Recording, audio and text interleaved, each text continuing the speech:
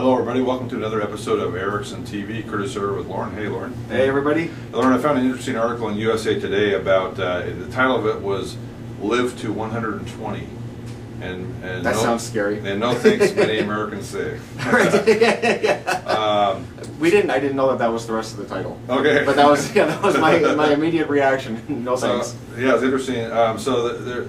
It was related to there's been some amazing medical advances, and now there's some projections that some of these medical advances, as they come to fruition, will allow many people to live above age 100 to up to as much as 120. Okay. And so they did a general survey to adults over the age of 18. All right. And the survey was asked, with these new medical advancements, would you do that procedure to live up to 120? And over 56% of the people said no. No. Yeah. So that's one take on it. Right. Well, first of all, what's your take on that?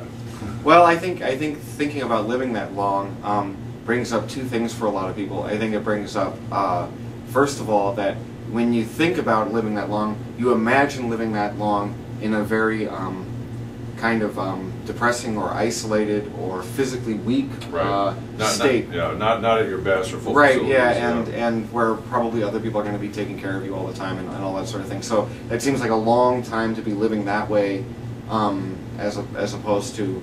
I mean, if the idea was would you be young until you're 100 years old? I think you get a different response. Right. But then the other thing is, I think you really start thinking to yourself, wow.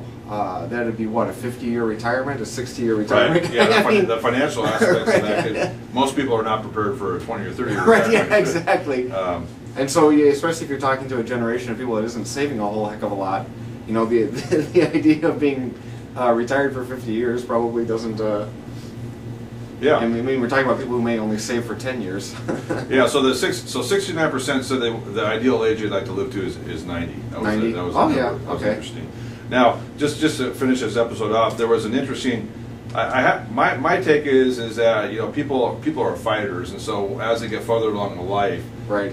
Even though they might have a preconception, they tend to want to live. Right. And so they did one more survey in a facility where people were. It was more like a retirement facility. Right. And this was for people from age 56 to 102.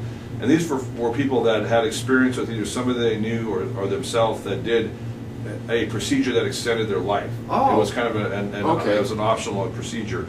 And right. the interesting thing was 69% thought that was a good idea to extend their life. So I thought that was interesting. So that kind of reinforces my thought there. I think as people get farther in life, if they think the procedure will extend their life, maybe they'll consider it strong. And if somebody they know has had some sort of positive experience with it. Yeah. Right. So I think the ramifications of this article is people are realistic. I think somewhat about their about their life expectancy, but I think the thing it doesn't talk about at all is the economics of it. Right. It's huge with planning for it. So I just thought that was interesting. We'll see you next time on Erickson TV. Bye now. See you next time.